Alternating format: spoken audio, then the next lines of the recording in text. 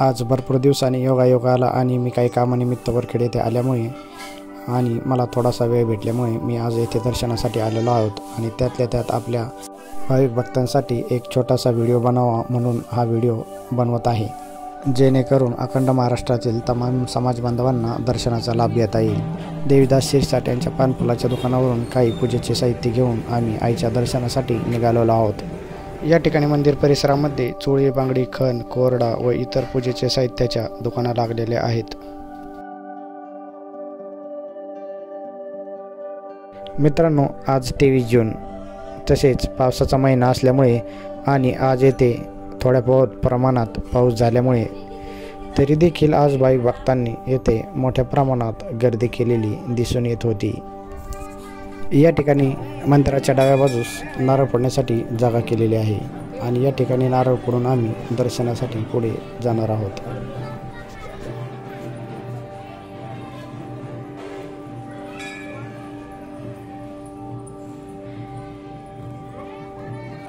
मित्रांनो, नुकतीच महालक्ष्मी देवीची 28 एप्रिल 2024 रोजी यात्रा पार पडली। यावेळी या ठिकाणी लाखो भाविक भक्तांनी दर्शनासाठी उपस्थिती नोंदवली होती। त्याचप्रमाणे संपूर्ण आखाडाचा महिना येथे भाविक भक्त महाराष्ट्राच्या कानाकोपऱ्यातून आपला नवस फेडण्यासाठी येथे येत असतात आणि आपला नवीन नवस बोलून येथून जात असतात।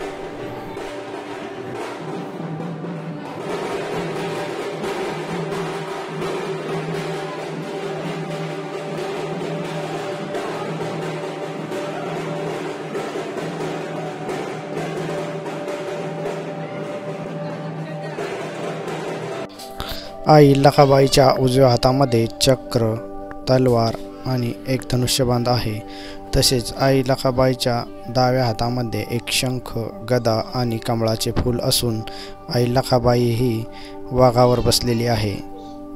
आई लखाबाई ही महालक्ष्मीचं रूप असल्याने या ठिकाणी आपल्याला वाघावर बसलेली दिसून येते। नवीन मूर्तीच्या डाव्या बाजूस आई लखाबाईची जुनी मूर्ती आपल्याला येथे पाहायला मिळते। लखाबाईचे वाहन रेडा असल्याने नवसापुरती येथे रेडा सोडण्यात येतो। दर्शन करून मंदिराच्या डाव्या बाजूस आल्यानंतर आपल्याला एक छोटेसे मंदिर दिसेल। हे मंदिर म्हणजेच मांगीर बाबाचे मंदिर।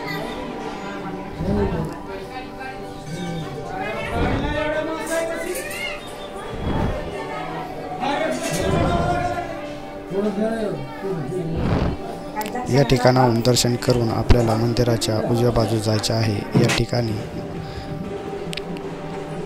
आई गारुडी मातेचे देवस्थान आहे।